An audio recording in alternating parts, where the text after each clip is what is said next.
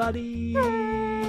Welcome to Disney Inside Out Podcast. I'm Ryan. I'm Andrea. And we are welcoming you to 2025. Oh my God. How? How did this happen? How? Why? Why? Did it happen? Yeah. Are we okay? Is this a dream? In some ways, maybe we wish it was. Yeah. We thought it'd be fun to bring in the new year. Everybody's always wanting to do New Year's resolutions, which, Yes. How do you feel about New Year's resolutions personally?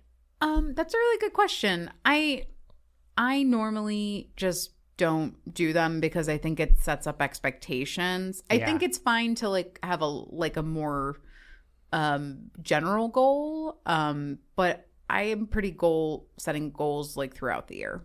I agree with that. So I'm the same where I don't know. I feel if you make a list being like, I will go to the gym 3 times a week, or I will do this, or I will stop eating this. It just kind of sets you up for failure because it's such a hard change on you versus maybe gradually getting to a goal, or just, I don't know.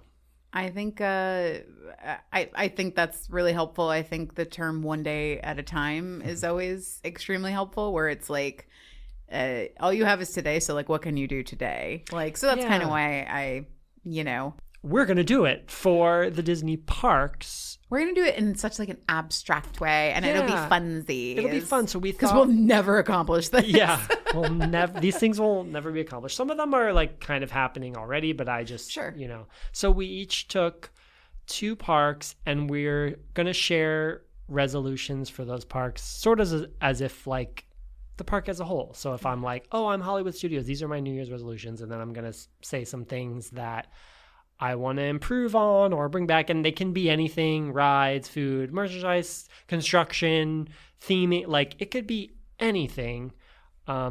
Anything is up for discussion. Mm-hmm.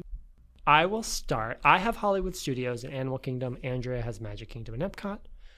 I'll begin with, what do I want to begin with? I'll begin with Animal Kingdom, because Hollywood Studios, I have a lot of feelings about that. But so Animal Kingdom, one of my New Year's resolutions, I'll preface all my discussions with, there's so much what Disney always calls, I don't know if it's a Disney term or industry term, blue sky.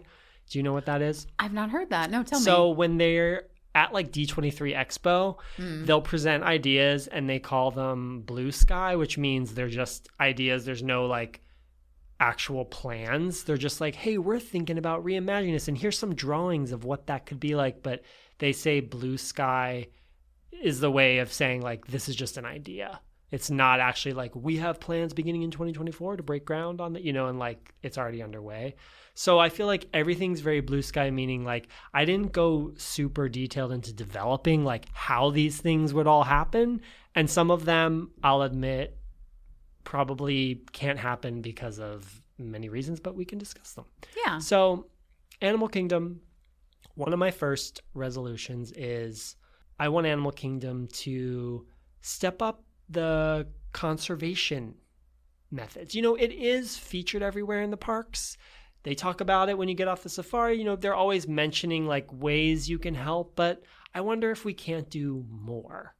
And maybe more displays about that throughout the park. I think just bringing Animal Kingdom really back to taking care of the planet as a whole, and the message is sort of there, but I worry as the park gets older, it gets away from what its initial, and this sort of happens with Hollywood Studios or MGM, it gets away from what its initial the message behind it, and it's more about we need to put a ride in, we need to put this in, we need to we need to increase the visibility of this IP. Yeah, we need to increase attendance. What can we do to get people to go here, even if it doesn't necessarily align with similar to the way they extended the hours, where it used to close earlier for the benefit of the animals, now it's open later.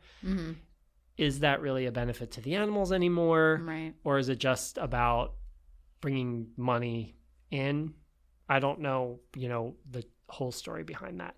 But with conservation, I thought, what if you could even get a way to have Animal Kingdom represented outside of the park, and Disney could partner with local habitats, whatever, and be hey, let's clean this up as a community, and somehow feature Animal Kingdom branding on it.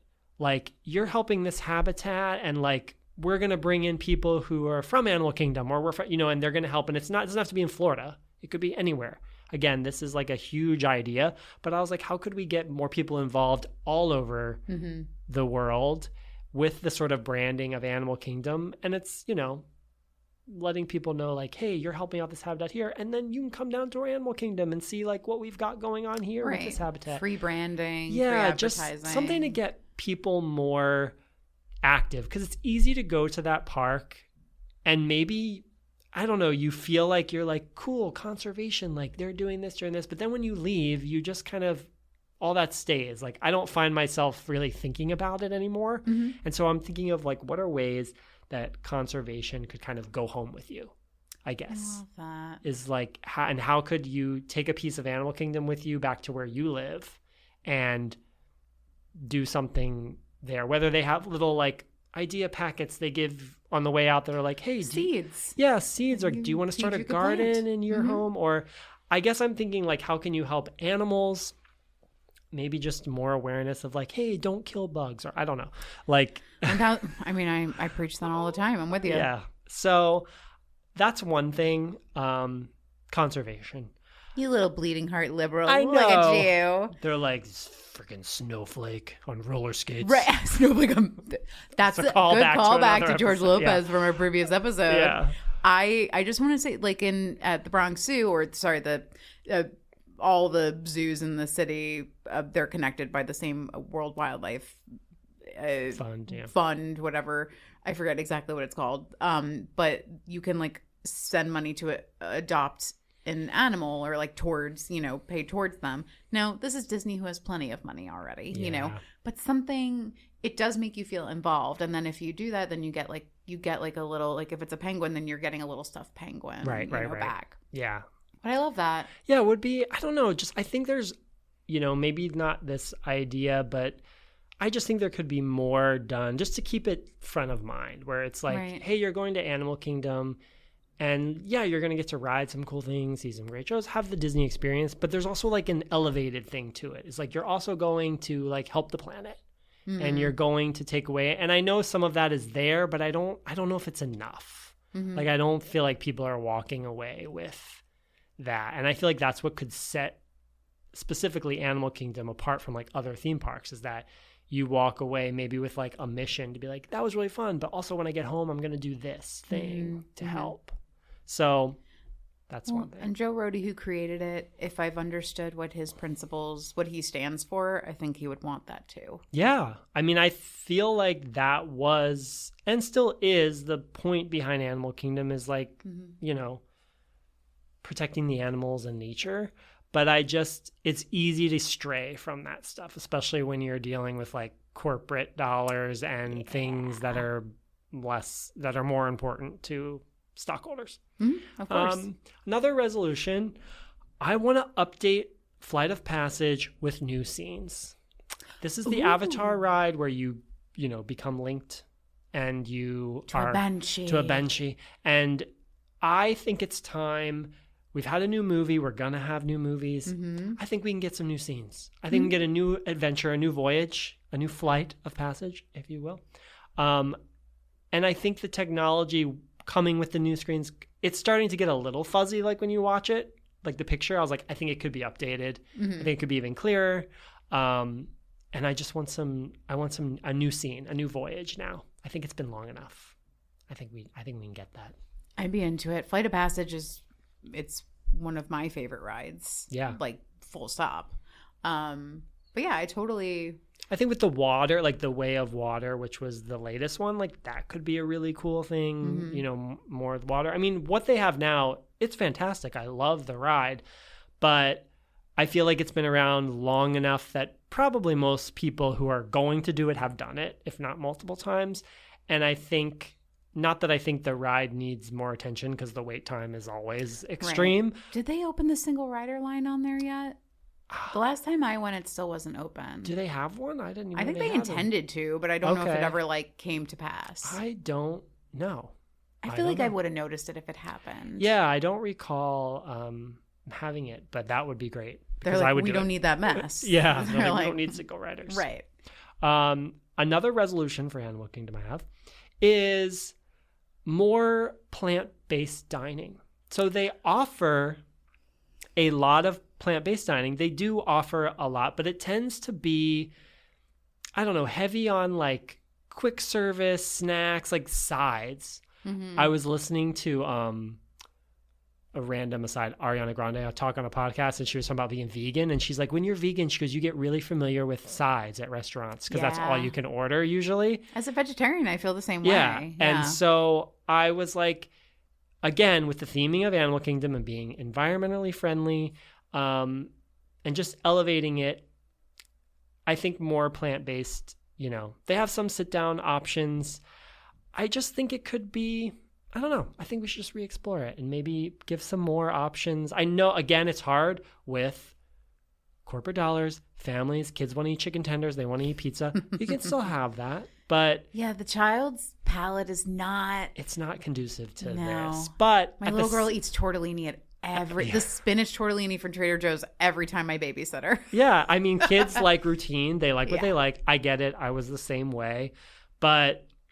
I think there's a way to have that, but also just sort of step up the offerings here. And even like celebrations, like they were celebrating the Lion King anniversary movie of the anniversary of the movie last time I was there. And they had special snacks. And one of them was just like this big sugar cookie that was like a paw. And it wasn't that great. Mm-hmm. And I was like, could this have been like something, I don't know, maybe unique from Africa, or like even bringing in more flavorful like options. And again, I know it's about selling and what will people buy from Idaho. They're not gonna, but I don't know. I just think it's a place to put that stuff out there. You just said yourself, Ariana Grande, one of our biggest stars, is a vegan. Yeah. So guess what? A lot of people are vegetarians and vegans. And and some of them, like, they may not even know it yet. Maybe they get there and they're like, hey, I don't want to eat meat now. Like, I really enjoy that. Who knows? I just saw this adorable zebra on the safari, and it's just, it's like, well, we don't eat zebras, but it's like, I don't want to eat its friend. Yeah, it's just, I don't know. I just think, like, of all, and I know Disney is offering healthier options across, but I think there just could be more, especially at a place like Animal Kingdom that to me is just so focused on, like, the environment. Yeah. So why not, like, bring more of that in, which brings me to my final resolution, which is the merchandise offerings. So I thought Animal Kingdom, of all the parks, I think has the most unique merchandise. It used to be, back in the day, you had to go to like certain parks for certain things. I don't know if you remember, like even within the park, you wanted this certain princess doll. It's only sold at this store on Main Street. Right. Now they all sell the same things. Because you can just get it on eBay. Yeah. Anyway. And they also, every store tends to have the same. You go like in all the stores and you're like, oh, this is the same stuff that the store across the street has. Even between the parks, you kind of are like, you're seeing the same merchandise unless there's something really unique. And Animal Kingdom, to me, has the most unique merchandise because it has attractions and things that are not really featured anywhere else. And there's also so much theming there with the different countries, Africa, Asia. And I think that it's a place to have even more authentic merchandise, but maybe even less plastic or more eco-friendly souvenirs. Because you just see a lot of the plastic toys, things like that. And I was like, in Animal Kingdom, they did away with the straws. They do the paper straws. I was like, so maybe like in this park, try selling like less plastic and maybe more, authentic, like, I don't know, partner with something, a local or, these people from these countries to make. I understand, again, mass production, selling. How do we do that? How do we sell it? But I just think it's an idea that could be explored. We were talking about a place that's located in Florida who's getting hit by the climate change crisis as one of the states that feels its effects the most. So it wouldn't be totally alien for for them to follow these things that you're talking about. I think you need to like run for the district over in Orlando. Except that they'd be like, what's your plan? And I'm like, well, I don't really have one. I just have ideas. I told you it's blue sky. Let me go to Hollywood Studios now. Okay. So, but Thank you. Thank Hopefully, you. Animal Kingdom, you feel these, and maybe you'll work towards this. I mean, they're going to be busy. They already have all these plans to take out Dino Land and all that stuff for Indiana Jones and Encanto, which is great. But maybe we could do some of this too. All right, Hollywood Studios. Mm-hmm. So formerly known as MGM, and to me always will be MGM. I know. My big resolution for Hollywood Studios is restore the Hollywood aesthetic. The park was made for the magic of making movies, and it used to be you stepped into it and you felt like you were either on Sunset Boulevard with the old-time stars of Hollywood. There were directors or you were going to real sound stages, you were doing backlot tours, you were seeing the magic of movies being made. Not really captured there anymore. Now it just feels like a place to go to see things you can't see other places because they didn't have room for them. Right. Toy Story, Star Wars. I think there's still obviously a movie theming going through all of it, but one of the ways is bring back the Citizens of Hollywood, my favorite improv characters. They are a group of old-time 1930s, 40s. They walked the streets on Sunset Boulevard. They did little shows. They were streetwalkers. You could rent a whore and go up to the Tower of Terror. She would ride with you. And no, I'm gonna cut that out. They'd interact with you. They were so funny, and they just gave so much life and atmosphere to it. And I don't know why they won't bring it back. I don't know if it's a money thing. It probably is. And it sucks because I think they were such a great part.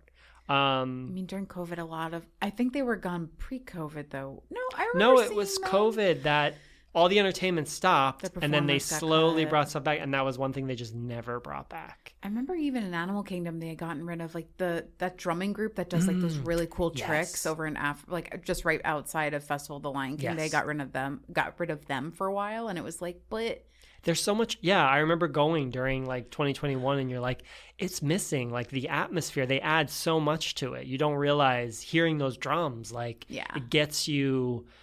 So luckily they're back, but Citizens of Hollywood not back, so bring them back. Bring them back. Maybe, I don't know. This would be a huge change, and they're already putting in Monsters Inc., and we don't know exactly where that's going. Hopefully not where Muppets is, but we don't know. But I want you used to have an animation studio there where they actually made the movies, or a working sound stage where you could actually tour. The backlot tour, seeing the props and houses. I want just something like that. Sure. Something like that back. I don't know what it is. It could even be something that reflects, modern movies now, and something about the making of movies. That's just sort of my big thing, is bring back this park to what it was made to be, which is hey, this is the magic of feeling like you're part of making a movie. Right.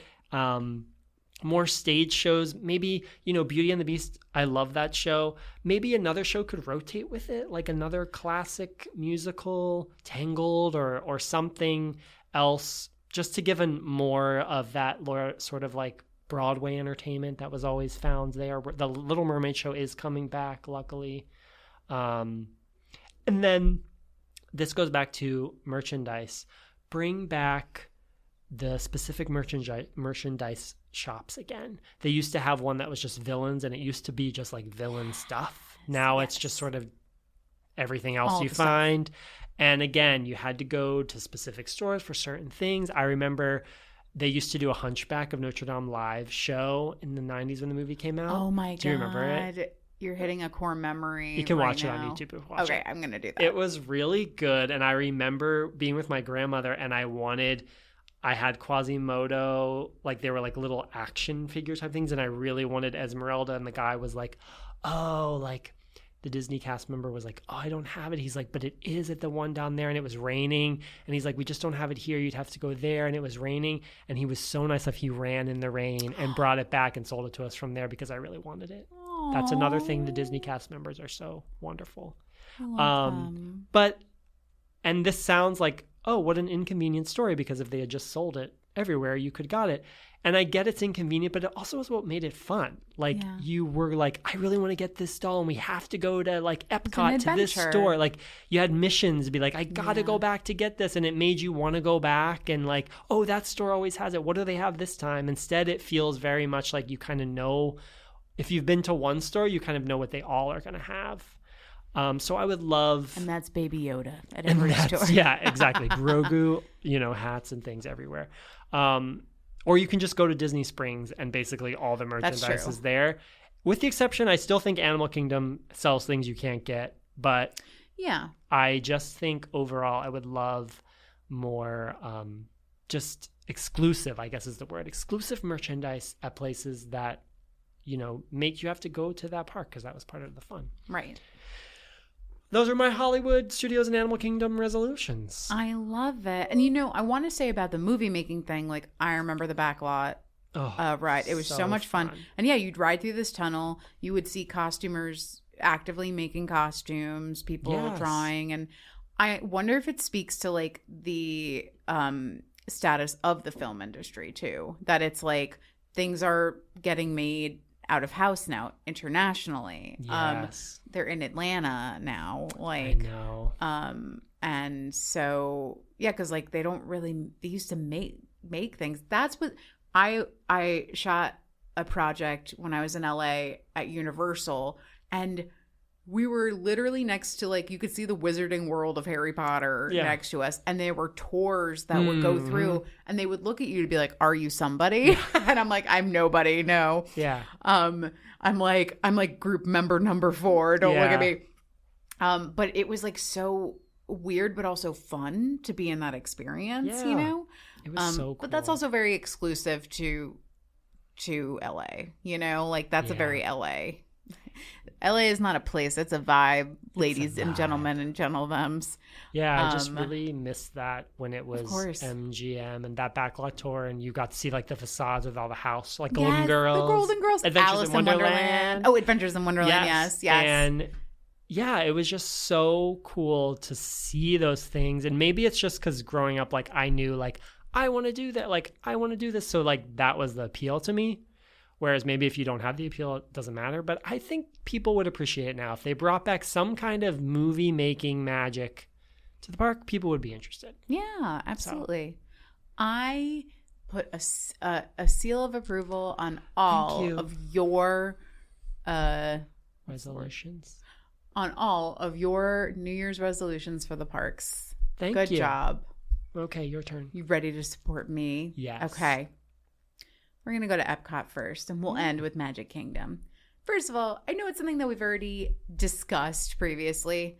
Why is Africa not represented at Epcot? I'm going to pick a country. That would be Nigeria. I think it's rich, has a rich culture. And I have met many of people that are immigrants from Nigeria that have come to the United States and have told me the most fascinating things about Nigeria. So I would really love for it to be represented, maybe even a South American country, Brazil, perhaps, Chile. Like, we definitely feel underrepresented in those areas. I definitely think it was a socio-political choice to not include them, and maybe for the better because of how they might represent. Like, when you want to represent Norway, you're not going to offend a lot of people. Right. Like, it's fucking Norway. Like, but so I've already said it. I will say it again. Let's get a more variety when it comes to the array of countries that we are representing at Epcot. It'd be interesting to know like the process, because I'm like, is it Disney? Like, are countries like going to them being like, hey, we'd love to be in Epcot, and Disney's like, no? Or is Disney reaching out and being like, hey, you can put here, but you got to pay? Like, because I think the country maintains their pavilion. I heard that too. Which is why some of them are a little more like Morocco. Like, apparently the president of Morocco like loves, and so is like big on like pushing it. So it would be interesting to know, like, because I'm like, are countries clamoring to be like, hey, we'd love to be in Epcot, and Disney's like, no, we don't really, we don't want to do that? Or is it like the other way around?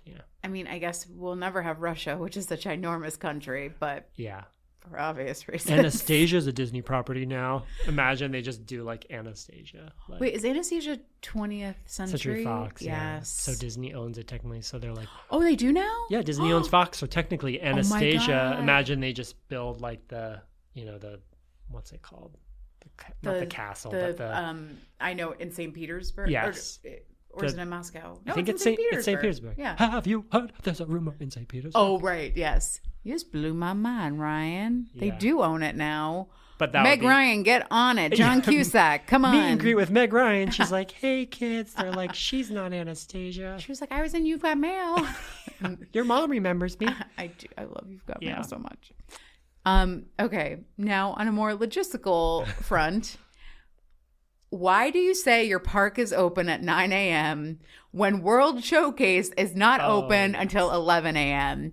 If the park is open at 9 a.m., everything is open at 9 a.m. Yeah, why is that? Why? Now, I understand sometimes, I think I've told you this thing that kept on happening to me at Animal Kingdom. I wanted to go to 8 Spoon because like they had this delicious mac and cheese and these like hummus fries. And every time I went, it was closed. Yeah.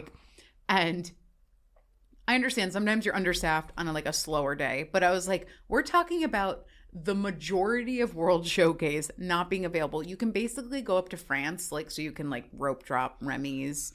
Yeah.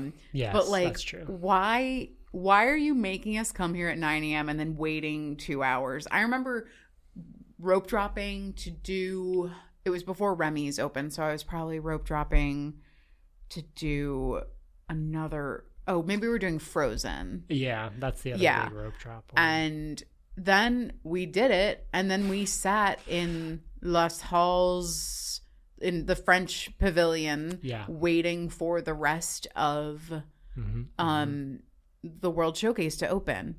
And normally the park, I wrote here, open World Showcase at before 11 a.m., you cowards, is what I wrote here.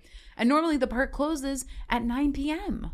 Unless there's a special event happening, So it's not as if it's like, oh, well, we'll be open until 11 p.m., know? It's never made sense to me. I don't know. Maybe there's some thing. I tried to look into it, why it's that way. And people are like, it's just that way. Yeah, it's really frustrating. I guess is it that can you go on all the rides? Oh, like you were saying, the rides are open at 9? But I believe so. The shops and the food. Yeah, the shops, the food. I guess what they need time to make food in the morning, so at 11 gives them time. But I don't know, I worked in food service, then you come in before the restaurant opens. Yeah. I'm again, is this corporate bucks thing? They just don't want to. But it's been like that forever. Yeah. It is a good point. Yeah. I just am. Are they bringing them in from their specific countries? They're just coming in from Italy now. We just picked them up from the airport. They're jet lagged. They're like, hey, welcome to the. Do you want a biscotti? Yeah. Yeah, It is so weird. Okay, so just that. Open at 11. Open at 9. Open at 9 a.m. when the rest of the park is open. When Figment is out, you should be out. You're out okay. too. When Living with the Land is open, you should be open. Okay. Yes. Now next, I've spoken about this before, just on our last episode. Yeah. Mission Space. Mission Space. Listen, I want you to stay. Okay. Oh, okay. I've decided I want you to stay, but we need to revamp Mission Space. Yeah. We have a great example of what I believe Mission Space could be. Look what they did with Smuggler's Run in Galaxy's Edge. Let's make it a little more open. We're not really astronauts. Come on. You want an interactive more. Make it more interactive, make it less intense. Yeah. But still show us these really, we're watching the exploration of space. This video needs to be updated. Yeah. We have better technology now. Gary Sinise. Is he the guy, actor in it? Oh, Is it Gary Sinise who does he's the captain or the... I think you're right. Yeah. That would make sense. Lieutenant Dan. But also he was in Apollo 13. So that makes sense, yes.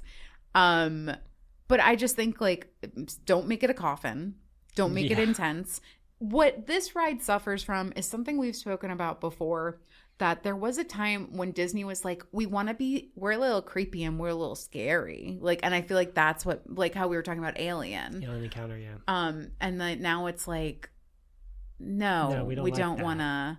Even I remember being scared on Honey, I Shrunk the Kids, that interactive. That used to scare me so much when you feel the on your feet. Remember when they're was it the spiders that got released? Yes. and people would scream. It terrified me so much. It's just, again, I think they've moved away from that because they were being very inspired by Universal at the time. Yeah. So what I will say is I was watching a ride-through video of it that got taken like a few years ago, and it appears that the intro video that they're showing about like space cadets do blah, blah, blah has been updated. And I was like, but it's a very simple thing to update that. Yeah. That's just a video that they shoot that they can show to people. It's telling them the safety information and how they're gonna get onto it. So I was like, I'm like, you have put a little bit of elbow grease into this, you know. I also think it's important for us to be reminded that going to space is not it's not something that everyone should get to do. It's something that we will pretend to do, but we will pay respect to the astronauts that trained long and hard to do it. And we need people to not be like Elon Musk. I was going to say, so replace Gary Sinise with Elon Musk. He's like, hey, you're going to ride my $1 billion rocket to the space. And I don't know how it works, but we're going to go. I think we need to keep this in place to be a cautionary tale about trying to make men not be like Elon Musk. It's funny. Reed was saying, he read an article where Olivia Rodrigo said, one of the things I ask on a first date to a guy is, do you want to go to space? And if they say yes, I don't date them anymore. And I was like, well, yeah, if this was 15 years ago, that would be a cool question to ask. But now we have fucking Elon Musk who's like, I'm rich, I'm awful, I think I'll just go to space. Yeah, like, it's not meant for just... It's not meant for you. Yeah. You are not an astronaut. You're a rich prick. Like, get the fuck out of here. Yeah, make the ride like a special, like, respect, like, a glimpse into the life of an astronaut sort of thing. Like, maybe it's that, like, an actual astronaut is like, we have some kind of, like, you know, portrayal of them in the front of it, like manning it. And you're like, oh, we're just here along for the ride because we're not fucking astronauts. Yeah. This is a scientific thing that people work their whole... I can't believe how passionate I am about this, but I was like, you don't just get to be Buzz Aldrin, who, by the way, voted for Trump anyway, but you don't just get to be Buzz Aldrin. Like, so you could, like, maybe you could still have a job where you, like, push it, like, you know, everybody has a different job, so you could still participate, but, like, you're not, it's like more an educational... But Neil Armstrong's like, I need you to do this now, you know? Push land! Yes. I'm gonna die. Like, I just, you know... So anyway. I was surprised. I thought you were going to say, like, completely demolish it and build something else. I had considered it, but then I really was thinking about Smuggler's Run, and I was like, there is a way. We have the technology. We can accomplish this, you know? So yes, I would say for that. That's a good one. I'll also say, while we're on a ride that I want to be refurbished but not taken away is, and I know we both love Spaceship Earth. I know we do.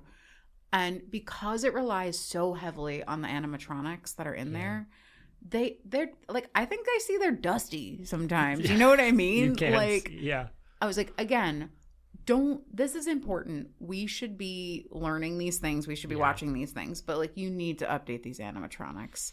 Yeah. Yeah. Why can't they?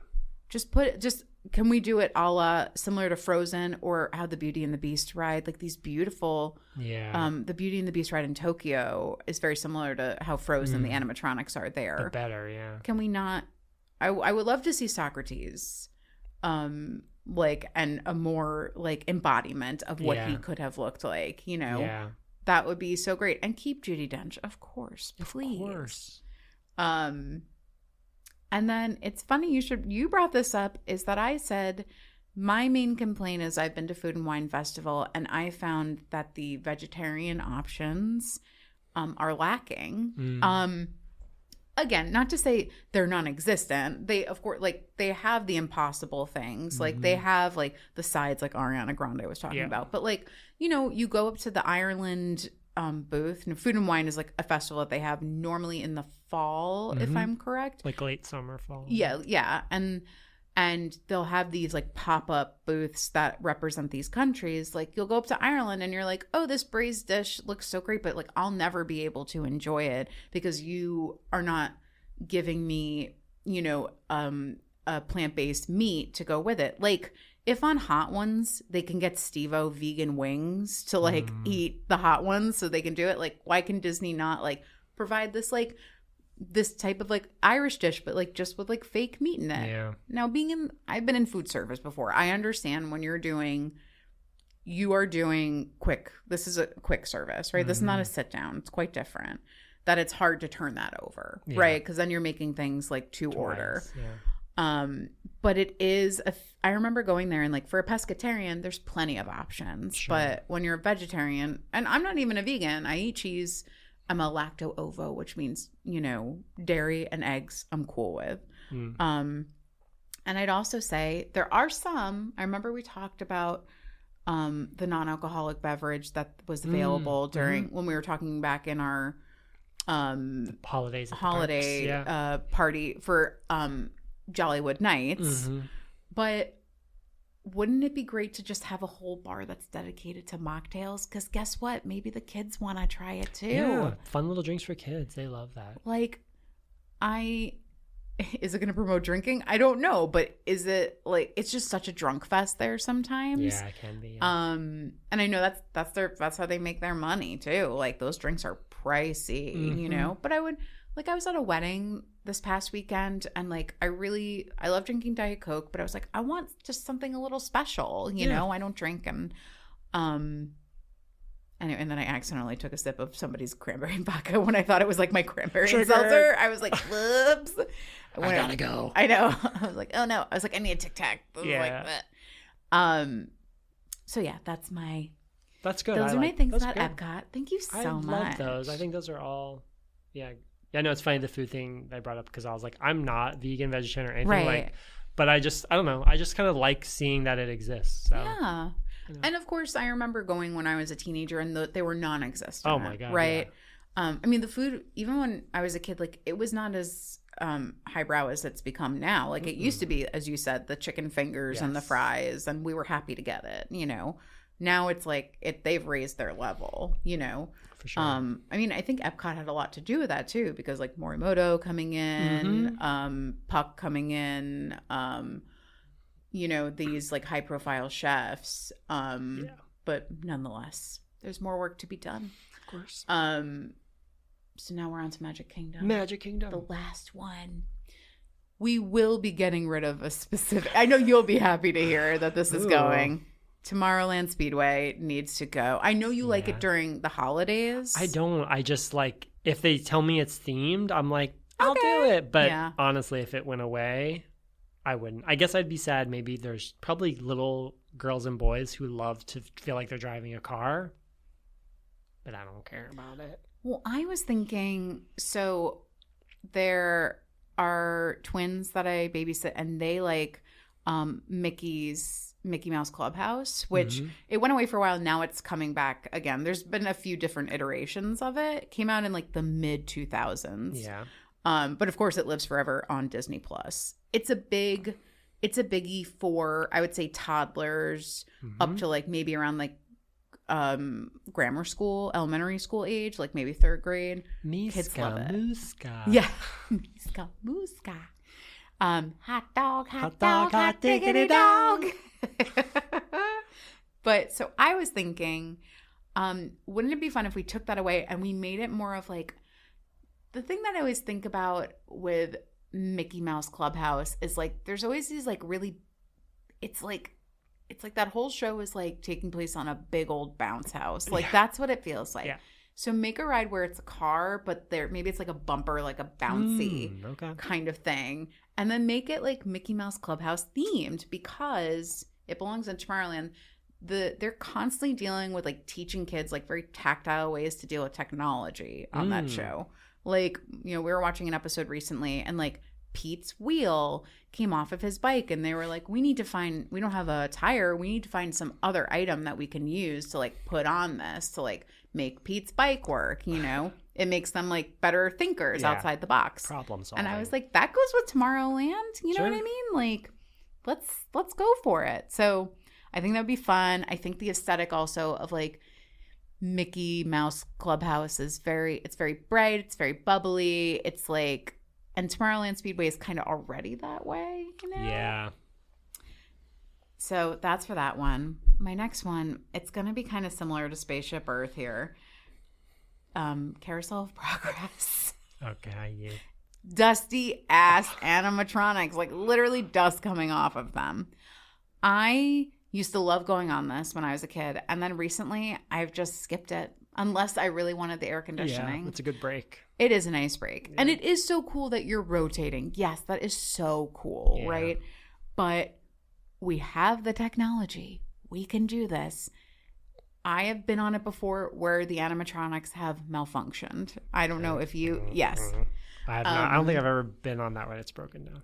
I've done it where like in one of the scenes his head wasn't moving, you know, and you're just like, I've seen many a viral videos. Yes. I'm sure you have too, where like the sister's head is like turned completely around. Exorcist. And especially when they get to the modern day scene, I'm like, this video game is from 1989. Yeah. Like, we need to get it together. My complaint is similar. Sorry, I interrupted you. No, go ahead.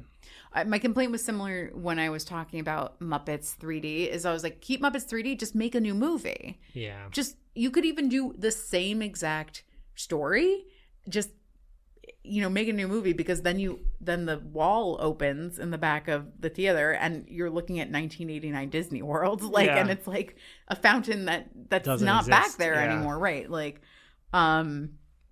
so that would be my thing. They're dusty. I wrote they're dusty as hell.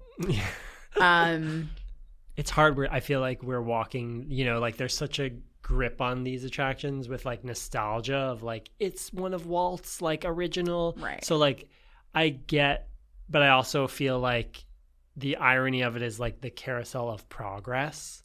Yes. And yet it's, you know, they do update from little things from time to time, but I agree with you that it could be updated to like still feature the classic rotation, the story, but maybe the animatronics get a little upgrade or something. I mean, in the you know, we got an upgrade with Johnny Depp on Pirates of the Caribbean, right. And I don't know how happy they are that they really like damn, that was hitch their wagon to him now, like, but you know, like I don't know what those.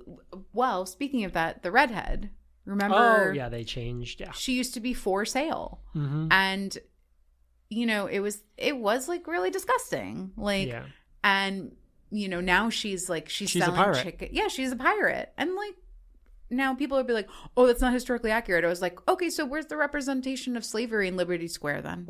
They're like, well, funny you should mention. Check out our parade at. Oh my god. That's what I'm like. Well, how far? I was like, you don't want this to be historically correct. This is a fantasy. Yeah, we can have elements like we want to have fun, but also it's just like.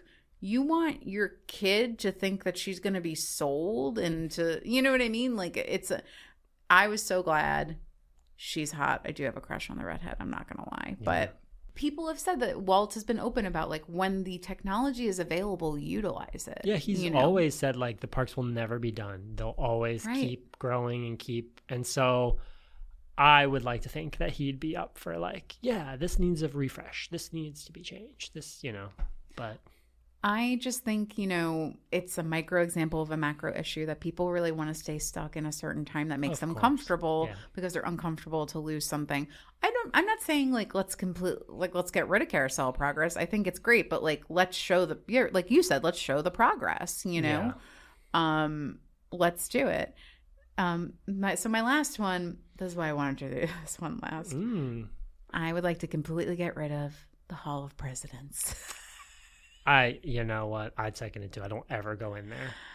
I used to when I was a kid, and I remember like where they would say George W. Bush, and I would boo, and like you know, like, and it was fun then, and it's not fun anymore. It's too polarizing. Yeah. Also, the Trump animatronic. It obviously was supposed to be Hillary Clinton, and they just made it into Trump. I just heard that on. Wait, did you listen to Las Culturistas? They just talked about that. Matt Rogers, who is a huge fan Ariana of Grande that's where I was just talking about her talking about being vegan. But he was saying like he was like, yeah, they started making Hillary because they were so sure.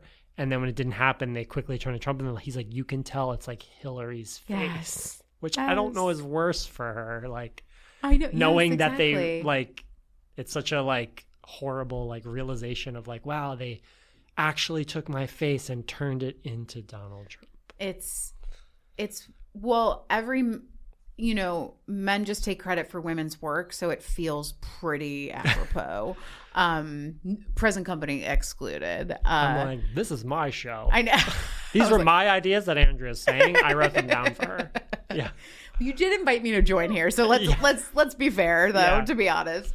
No, but I just feel like it's too contentious. It only makes me sad to see it since 2016. Yeah. And it's like, you want to honor these men? You want to honor these men that own slaves? Why don't you put their slaves up on stage with them too? Like, you know, it's like how far these people were problematic, a lot of them. A majority of them. Yeah, and I think it was just like, it was groundbreaking for a time because of the animatronics, and it's just not groundbreaking anymore. Now it's just nostalgia. So like we were saying, like these things were there and were amazing because they were groundbreaking. They're no longer groundbreaking. They just are keeping us in a time where we're like, my childhood, I feel safe here. Yes. But we had a monoculture. Yeah, we need to step out and be like, that was the past. It was great.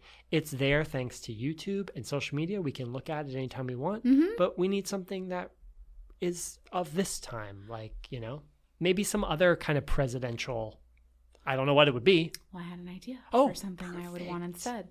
We want to celebrate, like, you know, the American Revolution, right? The ability for these people that came over here also under not such great circumstances too. Yeah. Like they went to a place and they said that they, you know, settled here. Well, there were some people pretty settled here. Please refer to Pocahontas 2 episode. You know, like we have a very spotty history, and we have it. I think the Hall of Presidents likes to represent one type of history. Mm-hmm. And as if we were a monoculture. Back in the day, we could all be like, oh yeah, this is who the president was, and like we have disagreements. It's like now we have access to so much more information, and that does make us more polarized. But like, let's talk about the reality that this is like it's not working for us anymore.